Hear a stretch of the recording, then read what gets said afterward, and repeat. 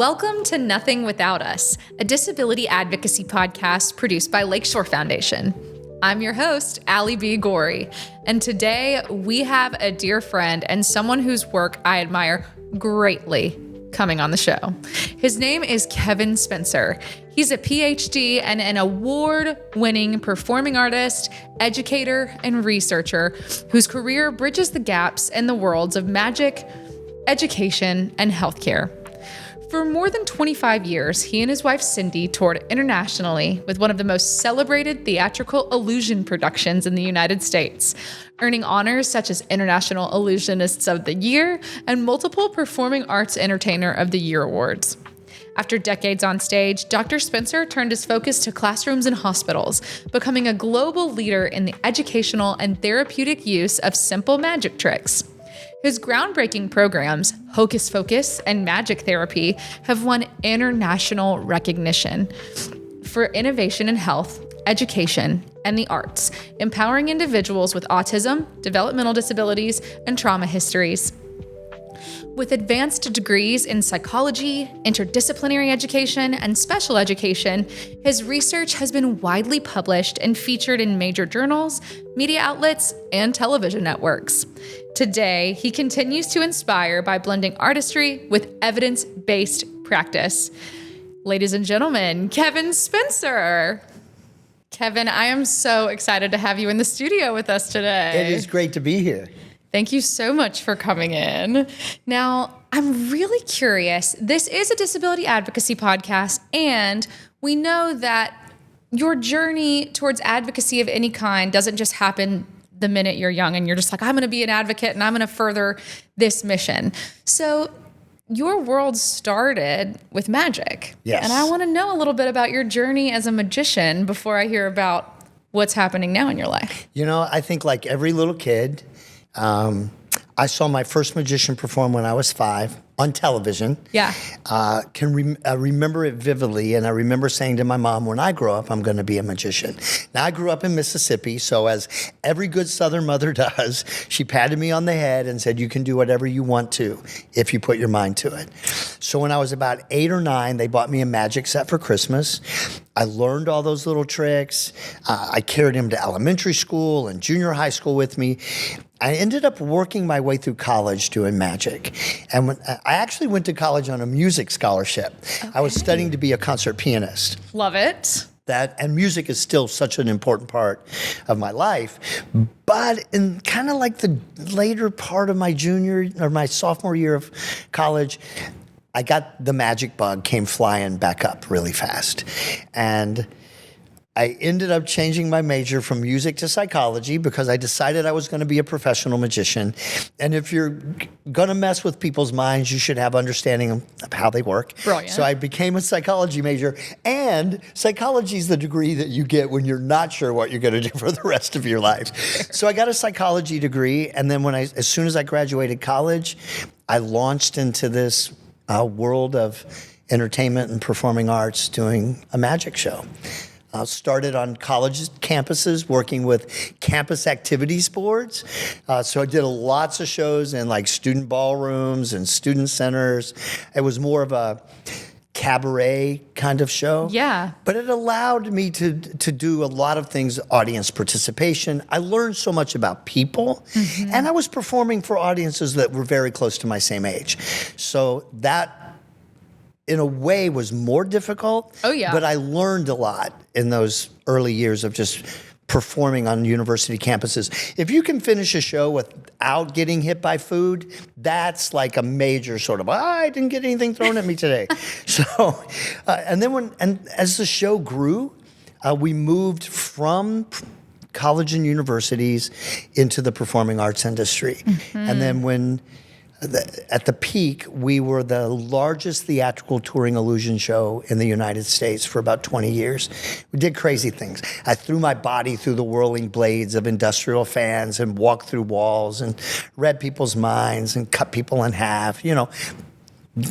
Just typical magic things. That was my job. Yeah, it was a great job. Loved it. Yeah. Wow. And how did you move from that college world of doing shows at universities into the professional magic scene? Like, how does one work their way up in that industry? Well, those are good mentors. I had been in the college market for a while, and there was an agent in that market, and she had watched. I'd become really good friends with her. Her name was Liz Silverstein, and she had watched us grow over the years as performers. And I can remember doing this national showcase for about 3,500 college buyers in Boston. And at the end of that showcase, she came up to me and she said, "You don't belong here anymore." And I'm like, "I have no idea where to go." Yeah. And she goes, "I know where you need to go." And she's the one that introduced me to the world of the performing arts, which is very different. We had to reframe everything because in the college market, we were a magic show. Right. Well, when you jump into the performing arts industry, magic is not an art form, right? That is not a performing art. At least when we came in, it wasn't a performing art. So we rebranded everything. Instead of the magic of Kevin Spencer or the Spencers, Magic and Illusion, it became Theater of Illusion, and it became our lines were like, it's been so long, and how do we even sell this? I think we said something like a theatrical presentation of grand illusion. Ooh, okay, big words. Big words. Yeah. But arts buyers understood that. They were like, "Oh, Theater of Illusion. What is this? Tell me more about it." And so our entry into the performing arts industry happened. It was slow. Not everybody was that interested in magic at the time. There were a lot of other, Broadway is always big, and dance and classical music. And then here's this guy that's more spectacle than he is performing arts. But getting them to change their perspective about what art is and what art can be became a real challenge for us. It's like, I'm going to make them understand that magic is as much a performing art as music or dance or drama. You've just never seen magic performed in a theatrical way. And so that became our goal. And then by the time we were done, it was really cool. We had been named Performing Arts Entertainer of the Year 6 years in a row. We were 2009 and 2015 International Magicians of the Year. We were able to pick up a lot of accolades along the way. Not that those were important to us because we were just passionate about the work, but it was nice for an industry to kind of acknowledge that, oh, yes, magic and illusion can be considered a performing art. Oh, that's incredible. And what I love that I heard you say is that you and your team had to sort of work with the industry and help change their mind of what magic and illusion could be. Yeah. And I know that you have definitely done that for me in the terms or in the sense of finally seeing magic and illusion finally seeing magic and illusion in a hospital, healthcare, community health context. When did you realize that magic had the power to make such an impact in that field? So that's a really personal kind of transition for me. Mm-hmm. We had just been named Campus Entertainer of the Year. I beat out the Indigo Girls, which was pretty awesome. No way, they're my favorite. I love your work, don't worry. It was a pretty exciting thing. Wow. And shortly after that, I was involved in a really bad automobile accident. The car I was in was hit and crushed by a tractor trailer. Oh. I woke up a few days later in neurological intensive care with a closed brain injury and a lower spinal cord injury. And I spent the next year in rehab just working very hard to regain all the skills I'd lost as a result of the accident. And it was hard, and it was frustrating. And I had great therapists who kept me motivated, but it was boring. Being asked to do the same sort of exercises over and over and over again was challenging. You lose the motivation to do that. How many times can I pick up this marble and drop it in a glass? Correct. Or, those sorts of things. And it wasn't purposeful for me. So when I was released from the hospital and into my day program, the first thing I did was grab a magic book. And I started learning some of those simple magic tricks that I knew when I was a kid. And I went back to my next therapy session and I said to my therapist, "Can I show you something?" And she's like, "Sure." And I did this magic trick. And she was like, "Oh my gosh, how did you do that?" And she called a couple other therapists over and said, "Do it again." So I performed it again and they were like, "Oh my gosh, that's incredible. How did you do that?" For me, everything changed in that moment because up until that point, I couldn't pick up a marble and drop it in a glass. But now I could do something that my therapist couldn't do. And that was incredibly empowering for me. Mm-hmm. So I continued to learn magic tricks. And what we realized, because I got better as a result of that, what we realized is that all the movements required to do these simple magic tricks are the same movements that are required to do traditional forms of therapy. It's just now all of a sudden I have something I can show somebody. Yes. So we figured out that magic is very social. I talk about this a lot. I'm appreciative of all of the arts-based interventions that are out there. Music, dance, drama, art. But none of those require an audience. We can dance for ourselves. We can sing for ourselves. We can draw for ourselves. We can write for ourselves or recite poetry for ourselves.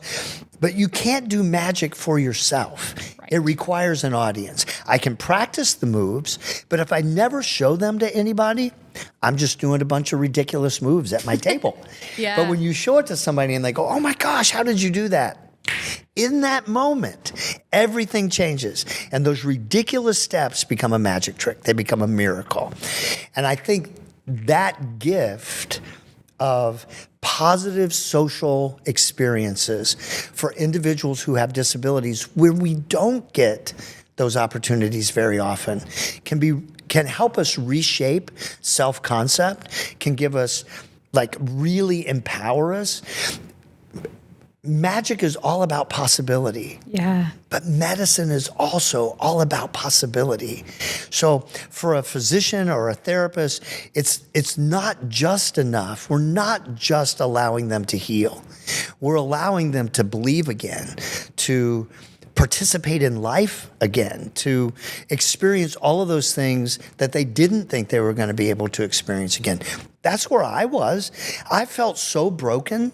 I didn't know if I was ever going to get back on a stage again. It took me months just to be able to walk again. Yeah. So to have that experience where a magic trick, a simple magic trick, became so empowering for me, became the path for me into healthcare and medicine. I think that's absolutely incredible, and how empowering and exciting for individuals, for therapists, for doctors to be able to witness that. I'm really curious on specific stories. You've now worked in so many different healthcare contexts. You've worked with folks with various disabilities. You've also worked with physicians and care teams. I'm really curious about stories of folks with, for this podcast, let's say, with various disabilities, right? And how the use of magic, you have seen that spark in them. If you have any stories that really captivated you that you want to share. So I think the first story that kind of comes to mind is when I was a performer, we retired that big crazy illusion show in 2015 to shift into the work that we're doing now. And my big illusion show that my wife and I did was very much an adult kind of performance. It was very sophisticated. It was kind of like rock concert meets Broadway style production. And so I didn't get a lot of kids that came to the show. I never performed for kids. Yeah. The only birthday party I'd ever done was for my nephew. And I just never did children's entertainment. I was always in a kind of an adult performer. And I've been invited now. I'm performing in Miami, and we have 3 shows in Miami, and the director says, "I have a donor who would like to donate money to find the intersections in arts and medicine." And he said, would you be willing to go and work in one of our hospital systems for a few days? Come in early, work with them for a few days. So I came in, and for 3 days I worked with the rehabilitation team, the occupational, physical, and speech therapists at Martin Memorial Hospital System. And we had a blast. I mean, this is such a fun technique. And then they said on the last day, they said, can you model this for us so that we know, what does this look like when we use it with a client? I said, okay.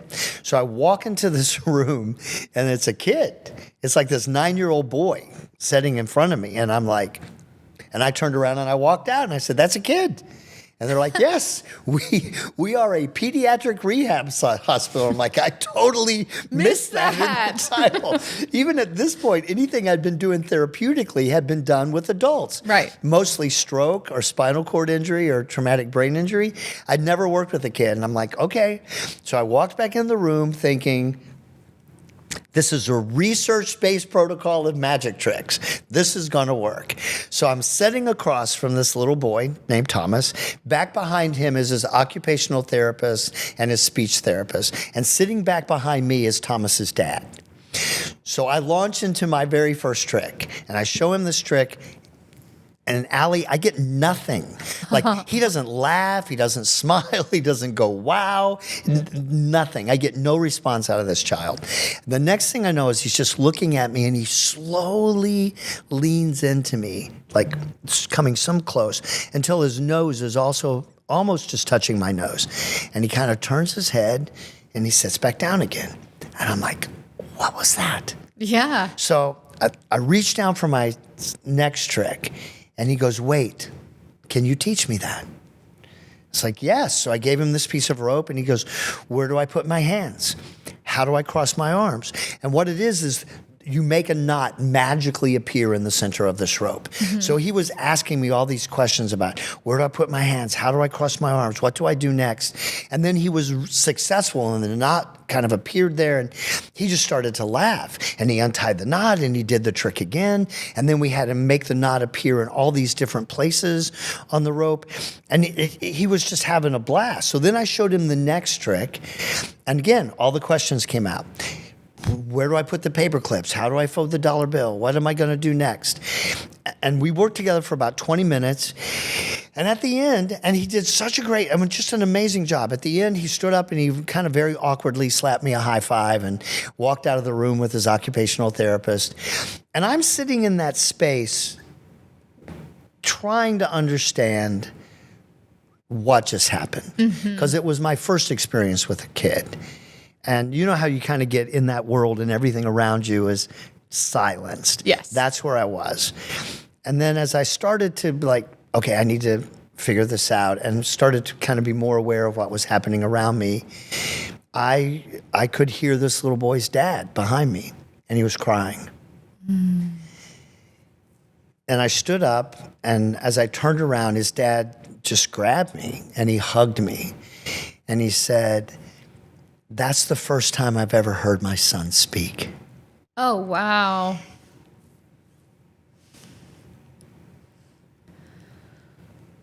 That is so It was a really, it was just a really profound moment for me, because I didn't understand what that was. It was the first time I heard the word autism.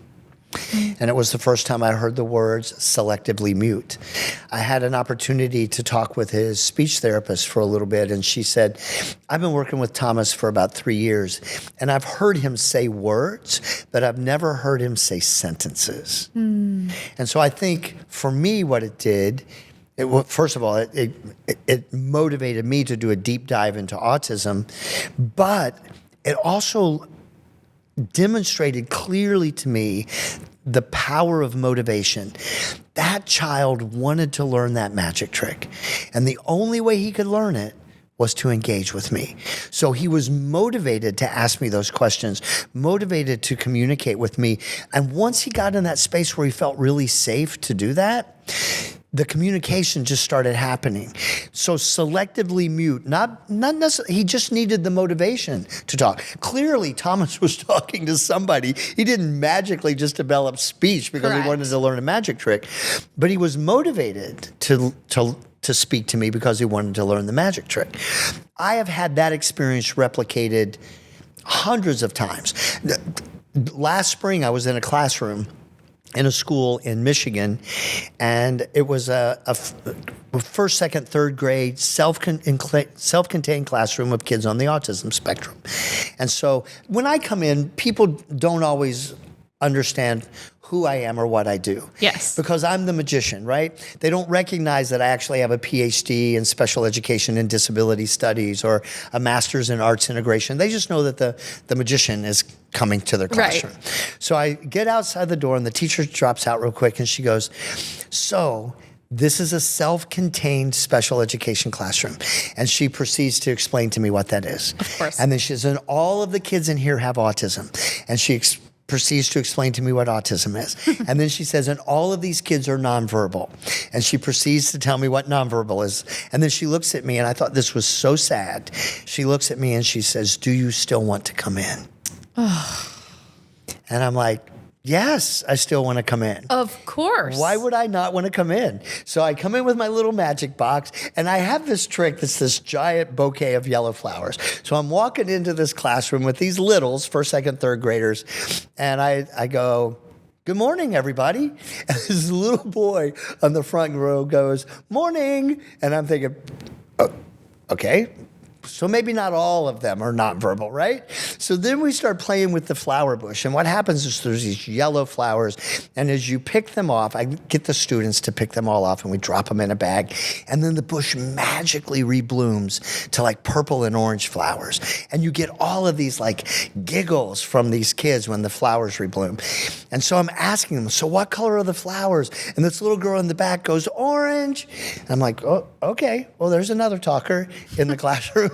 And then some other kid goes, "Purple." It's like, yes. And then they pick all the orange and purple flowers. And then it blooms one more time with these bright red flowers. And the kids are all going, "Red." And so we had this amazing kind of 30 minutes with them where I actually end by teaching them a magic trick. And when I started to leave, the teacher walked me out and she goes, "So, yeah, so I don't really know how to explain that." It's like, it's okay. It's all right. Motivation is such an important part of who they are, who all of us are, right? Correct. We all need motivation to do something like that. So just having that experience where motivation, demonstrating that motivation is so critical to learning and changing behavior was a pretty profound moment for me. Well, I cannot wait to hear about more of these moments. We're going to take a short break and we'll be right back with more magic. At Lakeshore Foundation, we believe in a world in which every person has the opportunity to achieve a healthy, active, independent life. For 100 years, we've been impacting lives through inclusive fitness, sports, and recreation. Our mission is to encourage and provide opportunities for people to live a healthy lifestyle through activity, research, and advocacy. Join us. Together, we can make every day a new beginning. So many of your stories share about the ways that magic can often defy expectation, either the expectations that maybe we put on ourselves as people with disabilities, but I also think sometimes, whether we want to admit it or not, physicians, providers, systems put expectations on disabled people. And I love your work because it shows us the ways that magic helps defy and prove those expectations wrong. I'm really curious how you've seen that play out in healthcare settings, maybe even with physicians that you've worked with who are like, "I don't know about this whole magic thing," or therapists. So I think the level of skepticism at the very beginning is always really high. Anytime I walk into a room to do a training for therapists or for physicians, there's always this, they're there, and I think it's more they're there because they're curious. Sure. But they still can't make these connections between magic and medicine. That's, that's just really a big leap for them. This whole idea around expectations, I think, is really interesting because in my own recovery, there are those expectations that are placed on you, and sometimes by physicians who say, "Don't be discouraged, this is going to take a little while." and it may never come back. And it would be better for them just to say, don't be discouraged. This may take a little while. I think one of the things that's so cool about magic and teaching a magic trick as a therapeutic intervention is that nobody should know how to do a magic trick. Right. In the first place. It's not the same with like all the other art forms. If it was your birthday and I said, hey, everybody, let's sing happy birthday, we could do that. There's an expectation that we could do that. If I said, we're going to put on music and dance for 10 seconds for your birthday, we could move our bodies. If I handed out paper and said, let's everybody make a birthday card for Allie, we could do that. Right. But if I said, let's everybody do a magic trick for your birthday, it'd be like, what? Because there's no expectation that we know how to do a magic trick. Right. So what makes it cool as a part of rehab is because there is no expectation that you know how to do this, failure becomes an important part of the process. And it's not that when they fail, they don't ever throw it down and say, I can't do this. They're like, they start to backtrack. What did I do wrong? What step did I miss? What do I need to do to make this better? And so they're motivated because of that social element. They want to show it to somebody. So they're motivated to kind of figure it out. But because getting it right the first time doesn't matter. And I think for individuals with disabilities, we put too much expectation on either they're never going to get it right, or if they don't get it right the first time, it's abject failure. Exactly. And so and when you're not motivated to try again, you just say to yourself, well, I can't do that. And then you take a blow to your self-worth. Yes. Self-worth. My favorite thing is when I'm teaching, it doesn't have to be a kid. We worked at Spain Rehab this week and we're working with adults. And it was so cool to watch these adults learn this magic trick and you see this massive smile across their face. And they set up a little higher in their chair and they're like, wow, that was really cool. I'm a magician too. I had this one guy say, I cannot wait to show this to my grandkids. I'm like, how old are your grandkids? 19. It's like, yes, because magic is that universal that he just learned this trick and he can't wait to show this to his 19-year-old grandson. I think that's really, really important. Raise those expectations. And here's what I think is cool about magic. Because you're not supposed to know how to do a magic trick, when you do it and you're successful, you're ready to learn the next one. And then you can up the difficulty. So every time, and we're building on existing knowledge, so every time we up the difficulty of the magic trick, they're working harder. And when they're working harder, they're working on cognitive skills, focus, attention, memorization, sequencing the steps. They're working on motor skills of manipulating the props, communication, receptive communication, because they have to listen to me to learn the trick. But then when they perform it, it's expressive communication because they have to perform the trick. And then it's all of the social cognition that's wrapped up in being a performer. And the big thing, and I think this is so important for individuals with disabilities because we do a bad job of this. In schools, we do not teach our kids with disabilities how to think critically or to problem solve. We teach them by rote, and then we move them through the system, and then we turn them out into the public. And we don't live in a rote world. Correct. And we live in a world that was created by non-disabled people. Yes. So inherently, people with disabilities are running into more challenges every day than anyone else because they are living in a world that wasn't designed with them in mind. That's right. Yeah. And so they don't have that ability because we haven't trained them in critical thinking to go, okay, this is the situation I'm in. How do I make this work?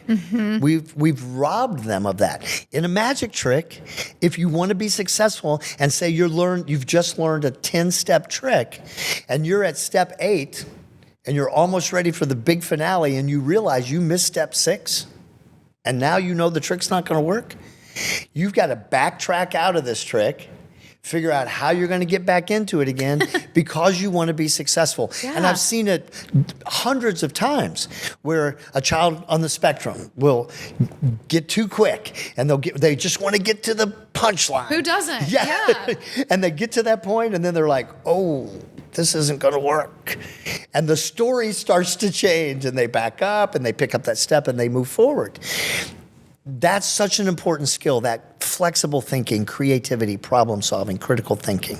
And I think the arts are placed so purposefully to be able to teach that to people. Yeah. I've heard you speak on this a number of times, and that's why you're here, because I just could hear you speak about this all day. But I know you work with a lot of folks with autism. I also know that you've worked with a handful of folks with various mobility disabilities, right? And seen the ways that magic might help folks gain more movement capacity or ability to use parts of their body that they haven't really been used to using because of either someone saying, oh, they just can't, or, the therapist saying, well, that's all you can do. How have you seen it work in that world? So we did this awesome study with a group of kids with hemiplegia, cerebral palsy, who had very restricted movement in one of their arms. And when there were 24 of these kids, when they came into the study, they were using their affected arm 24% of the time in activities of daily living. We would give them things like at the beginning of a bag of potato chips and say, open the chips. And they couldn't. It was a struggle because they weren't using this hand very well. Or zip up your coat. They couldn't do those simple tasks, things that we take for granted. And then we did 60 hours of intensive therapy disguised as magic tricks. So every magic trick required them to use both hands in order to be successful, even if it was nothing more than stabilizing the prop in order to perform the trick. After 2 weeks, they were using their affected hand 94% of the time in bimanual activities of daily living. And when we followed up with them 3 months later, they were still using their affected hand 96% or 86% of the time. Wow. That is a massive shift from 24% of the time to 86% of the time in the life of a child. It's huge. Now, if you were to ask that child, so do you feel like you're using your hand more now than you did? No. They're not thinking about it. It's just like, I don't think every morning that I can't see, right? I just live my dang life, and that's what they're doing too. That's exactly what they're doing. And their parents would step back and say, wait, hang on a second. Do I have to come in and help you get dressed in the morning? And they're like, no. Oh, okay. Do I need to help you with the toothpaste on your toothbrush? No. And they look at him like, why would you have to do that? Completely forgetting that 3 months ago, they weren't able to do that. And then you give them a bag of chips and you say, open that bag of chips. And they go, thunk. That is awesome. So those really practical if what we do doesn't make people's lives better, what are we doing? Right. I mean, it's one thing to get us to a place of healing, but if we're not encouraging people to participate in their lives and to find their path, what are we doing? Exactly. Would that program with those students that you were just talking about, would that be considered a residency program with you? Or what is a residency program with you? And tell us, in case any of our amazing listeners are like, I want that guy. So residencies for me are usually week-long stays working in a community. So I come to Birmingham to work with UAB's Arts and Medicine program. And through Arts and Medicine, I get to do this work with the occupational therapy program.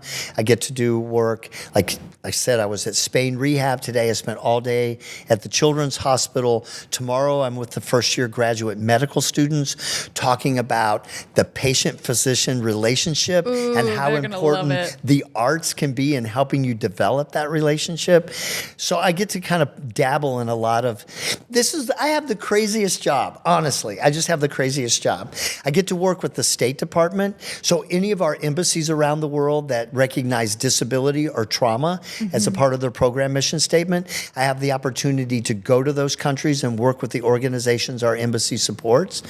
I get to work with Harvard Medical's pediatric sedation program using magic tricks as a non-pharmacologic sedation technique. So I teach a lot of ER doctors and ER nurses and dentists how they can use a magic trick to reduce anxiety, build rapport and trust, improve affect and self-concept of kids or adults who come into the ER.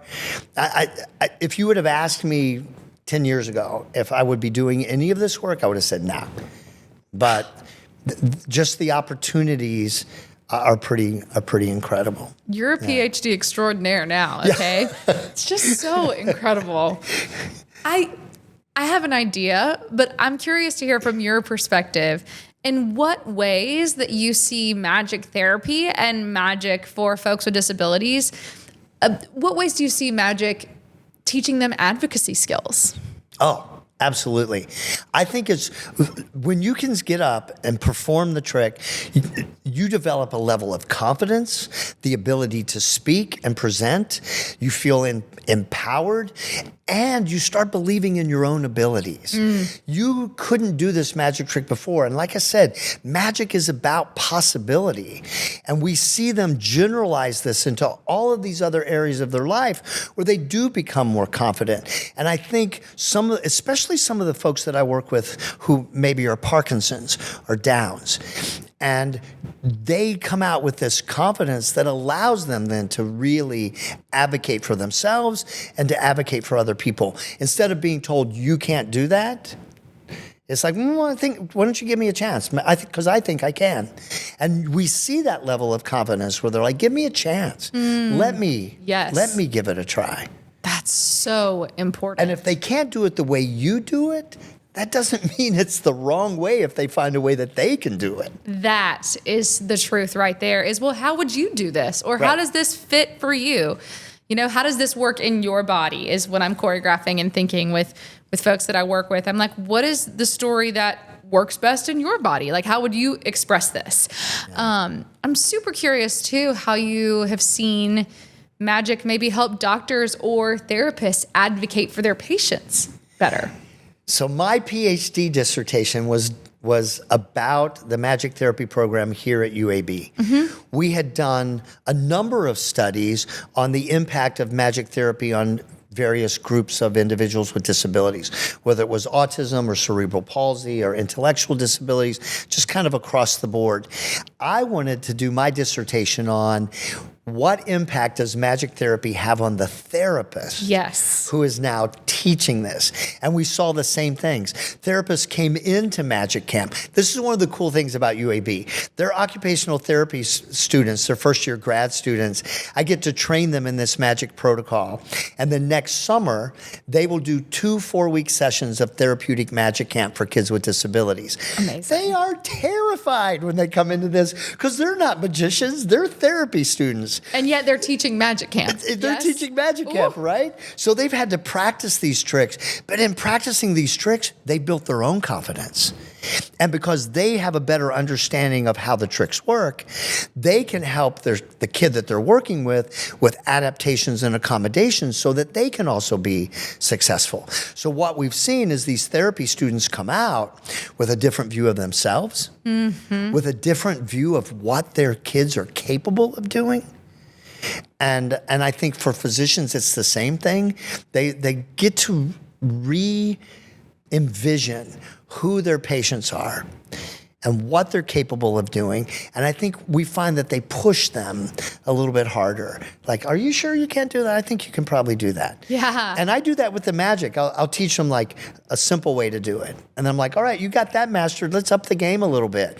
And the thing is, they're so excited to up the game. They're like, oh yeah, make it harder. Well, and hearing that you've got something mastered, I mean, think about all the times that people with disabilities, I know even in the arts, people have been like, oh, well, if you can't see, you can never do film acting. Or if you can't see, then why are you in dance class or whatever? Instead of being like, oh no, I actually want you to make it harder. Like that's child's play. Come on now. You know, that's the best kind of arts education, I think, is when you're like, oh yeah, I'll raise you this. Like, you got that skill? Great. Let's do that. Because then all of a sudden you're like, yeah, I do have that skill. That's right. I'm kind of cool, right? And I think it's exciting to hear about the therapists and the doctors also feeling that increased sense of self-efficacy, right? We talk about that so much, I think, in the arts and health world for patients and folks receiving services or folks in the hospital. But I think every human on this earth could use some increased sense of like, okay, I got this, Especially now. Especially now. Yeah. I think this whole idea around limitations has become such a part of the thinking in society, and we need to like really challenge that and break it up a little bit. Visual impairments. Everybody always says to me, well, what if you get a kid with visual impairments or an adult with visual impairments? Can they still do magic? why would they not still be able to do a magic trick? Right. There's still ways. I have worked with across the board, with visual impairments, and I have this video of this great kid that I was working with the knot trick. And so he can't see the knot appear in the middle of the rope. So he takes the rope and he runs it through his hands so he can't feel the knot. And then he does the moves and the knot appears there. And as he runs it back through his hands and he feels the knot and he's like, oh my gosh. Yeah. I mean, he's just like feeling the knot, like, how did this happen? And he unties it real quick and he does it again and he pops the knot back in and he's like, how is this coming in there? One of my best friends is the Minister of Education for Jamaica. And Hicksville is totally blind. Yeah. He starts every presentation he does with about 10 minutes of magic that he learned simply by putting his hands on top of my hands. And figuring it out. I will say, when you first were teaching magic tricks at, I think it was an arts and medicine luncheon, I was like, how's he going to teach the low vision first? I was like, we'll see about this, and like cracking my knuckles. And of course, I was blown away and thought, holy cow, I did it. This works. Right? Okay. So speaking of magic tricks, I see that I know we have a dollar bill on the table with some paper clips. We do. Could you give us a little example of a magic trick right on the spot? Absolutely. And really explain it as much as you can for those of us who are listening more. So I have 2 paper clips, just regular paper clips, and I have a $20 bill. Ooh. I know. Mr. Jefferson right there in the middle. So all I'm going to do is I'm going to bend this half of the bill over about 1/3 of the way. I'm bending, not folding, because that little tunnel right there is really important. We don't want to flatten that down. Okay. And I'm going to take my first paper clip and I'm going to put it right there on the number 20.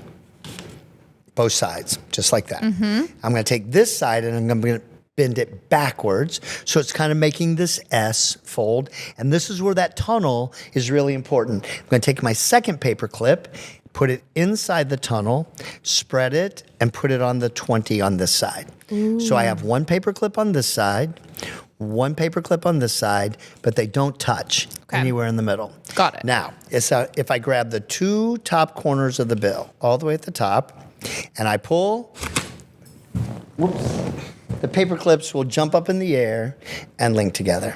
Whoa. Yes. I almost knocked your microphone out of the way trying to get those paper clips a little higher in the air. This is such a cool trick because if you can get this, I'm going to slide just a little bit. Yeah. Sorry about that. Like this. Get them here and then just... There we go. That was a good leap. Whoa, and those were totally disconnected. Yes. So this trick is, first of all, it's so kinetic. So the kids do it and then they just want to take them apart and they want to do it again, which is great. But you can make this more difficult or you can make it easy. If an adult or a child has bad fine motor, paper clips come in 5 different sizes. So use a 4-inch paper clip and a big piece of paper. Paper clips, yeah. Okay. Do that. And as their fine motor skills get better, work them down to the smaller paper clips. The other thing is, so we're working on fine motor. There's all of this processing that's happening. It's a bimanual kind of activity. We've got this thing called crossing the midline that's happening. Bilaterality, it's the resistance of the pull. When it jumps up in the air to catch it, it's visual motor integration. I mean, there's just so much that's happening that you don't think of because all you're doing is learning a magic trick. But yet the words you just used, like you just charted that magic trick as if, you know what I'm saying? Like, it's so cool to me we don't think about the arts really, at least from my perspective, when I'm participating in any form of the arts, I'm not thinking about all of these anatomical, physiological, psychological benefits, right? But in just that description of the benefits of this one trick, you're giving us a huge list of ways it's benefiting us in so many ways. Dr. Jenkins at the chair of the OT department, he calls this stealth therapy. Yes. Because it's therapy and you just don't realize that you're doing therapy. So much is happening, but you don't think about it because you're just learning a magic trick. You're not thinking about all of the other things. And it's really cool when a patient comes in and says, do we have to do therapy today or can I just learn another magic trick? Oh, I love It's like, that. yeah, let's just learn another magic trick because they don't recognize that the magic that they're learning is actually helping them to get better. I love that. It's so stealthy and so amazing. Kevin, thank you so much for showing us just how much possibility exists in this world and exists for all of us, disabled or not, with a little bit of magic. I'm so grateful you're here, and I cannot wait for our listeners to hear your story. Thank you for having me. This was a delight. Thanks so much for joining us for another episode of Nothing Without Us, a disability advocacy podcast produced by Lakeshore Foundation. If you love this show today, please be sure to like, subscribe, and share this episode with a friend. I think everyone needs to hear about Kevin's work and the power of magic therapy. Also, we want to know who you might want to see on the show. We've got plenty of episodes and hopefully many, many seasons to go. So please reach out to us and share folks that are making a splash in the disability inclusion field. We'll be with you again soon. Bye. Nothing Without Us, a disability advocacy podcast, is produced by Lakeshore Foundation, Ali B. Gorey, Terry Scrimshire, and me, Patrick Tomley. For more information, visit lakeshore.org.